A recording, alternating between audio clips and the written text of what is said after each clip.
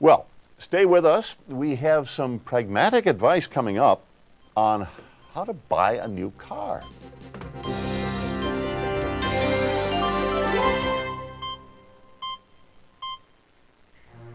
Now it's time for a prescription. Controlling my weight didn't control my heartburn. I stopped smoking, and it didn't stop my heartburn. Well, I live a healthy lifestyle, but I still have heartburn. Persistent heartburn calls for a prescription to treat reflux disease. That's when it's time for Zantac, ranitidine hydrochloride tablets, 150 milligrams twice daily. Because reflux occurs when acid moves up and erupts into the acid burn of heartburn pain. So reflux relief calls for acid control.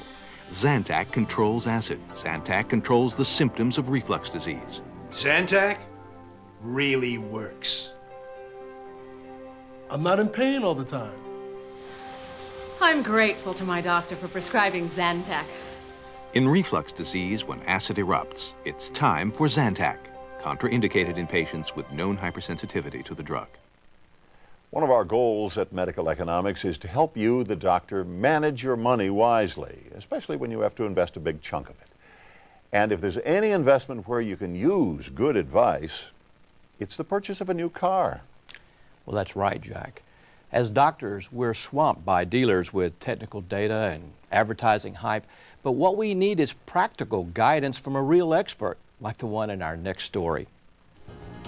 It's amazing how many people will lay down tens of thousands of dollars for a new car and not even bother to drive it around the block. With all the different models to choose from, it's not always easy to make the right decision.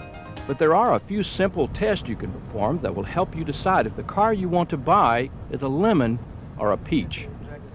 I'm here in Dallas with Wade Hoyt, editor of Motor Magazine, to show a few simple tests to help you make your decision when buying a new car. What you want to do is check out the assembly quality, the fit and the finish. You want to see if the gaps are even all the way around the doors, if the chrome and the paint stripes line up, if the paint finish and the chrome are smooth with no bumps or blemishes. The next thing you want to check out is the trunk. I've got my favorite piece of test equipment back here, which is a grocery bag. You want to see if it fits in every corner of the trunk without getting crushed, especially when you shut the trunk lid. All right. Now, my wife would appreciate that. No mashed bread, no mashed potatoes? That's right, not until you get home.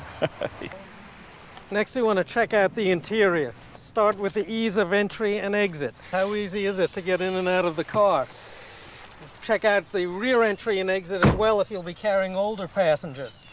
Then you want to see if you can adjust the seats and the steering wheel to a comfortable driving position.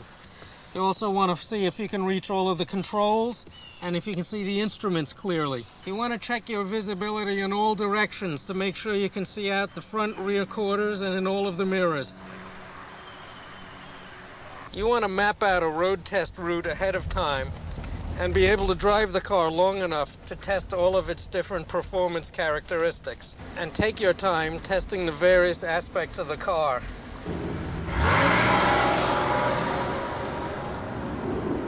Acceleration should be tested from a full stop, either on a hill or a highway ramp.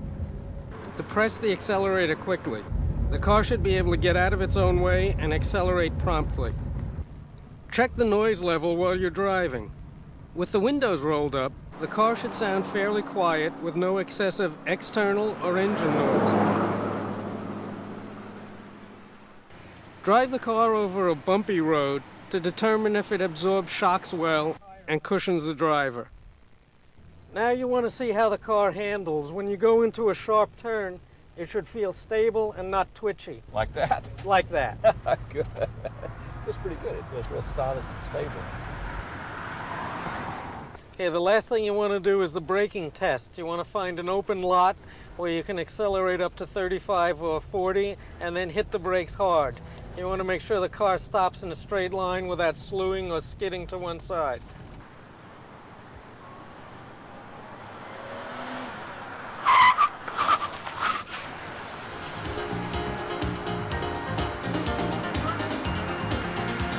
Wade, you make a test drive a lot of fun. Well, it should be an enjoyable experience if you're going to keep the car for several years. You want to make sure you can live with it.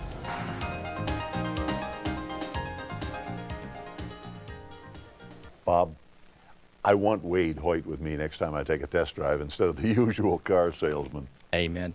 I can't tell you how many grocery bags I've crushed in my day. You know, Wade tests cars regularly for Medical Economics magazine. Reading his reports on the new models is the next best thing to having him along in person when you do a test drive. His best advice? Don't compromise. It's no fun owning a car that doesn't satisfy you in every way. Thanks, Bob. And happy motoring to you all. We'll see you next time on Medical Economics Video Magazine. This edition of Medical Economics Video Magazine was sponsored by Glaxo, the makers of Zantac, Perkins Pharmaceuticals, the makers of Trental, and McNeil Consumer Products Company, the makers of Extra Strength Tylenol.